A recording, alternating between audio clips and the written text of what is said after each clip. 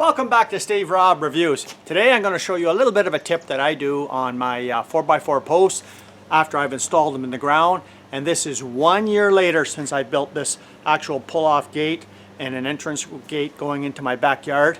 I know it's kind of dark here and everything, but I'm going to open up the gate and I'm going to show you what I do and the reason why. Well, here's my gate project here that I did last year. And you're looking at that post there and you can obviously tell there's something going on there, right?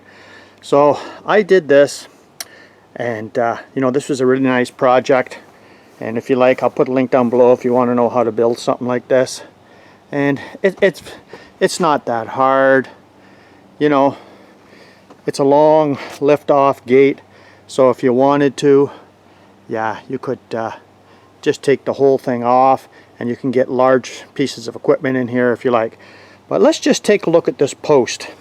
And we'll start off at the bottom here.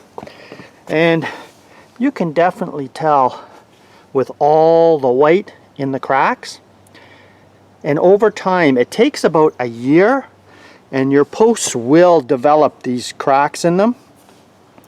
And all I do is, in the first season, like last year, what I did was I just put the latex caulking in there, or you could actually use some like construction adhesive if you like, and you can pick whatever color you like. I mean, I could have put like a tan color to match the post, but in my experience, this here will go dark over time as well. Now, I did this about 4 days ago, and you can see what that does, right? And it just fills up all the cracks.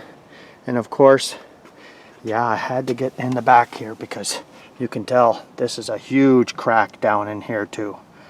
So let's go in the shop and I'll explain to you why I've been doing this for about 40 years. Yeah, so about 40 years since the time that I started using this pressure treated wood.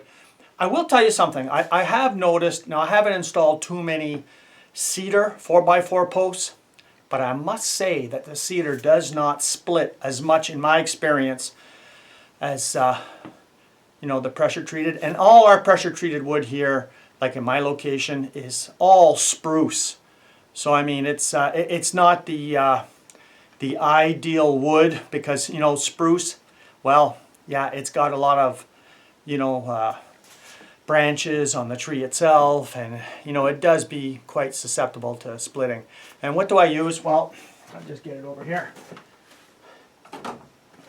I just use any latex caulking, and the reason why I fill up all them cracks is I've noticed myself, compared to not doing it to a post. Now, maybe I would say out of all the posts that I've ever put in, I have done some that I haven't treated, and the ones like this here that I have treated with just filling the cracks with the latex caulking. Huge difference in how long the post will last and how big the cracks actually get over time.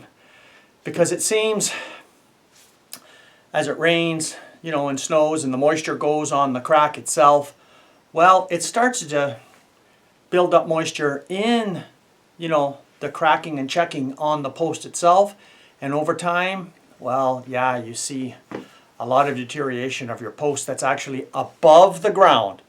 Now, I showed everybody in a previous video on how to protect the post below the ground, but you know, you have to actually do it above the ground as well.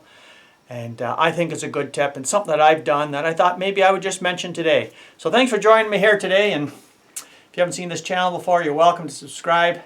I'll do my best in the future on providing good content and good tips. Cheers.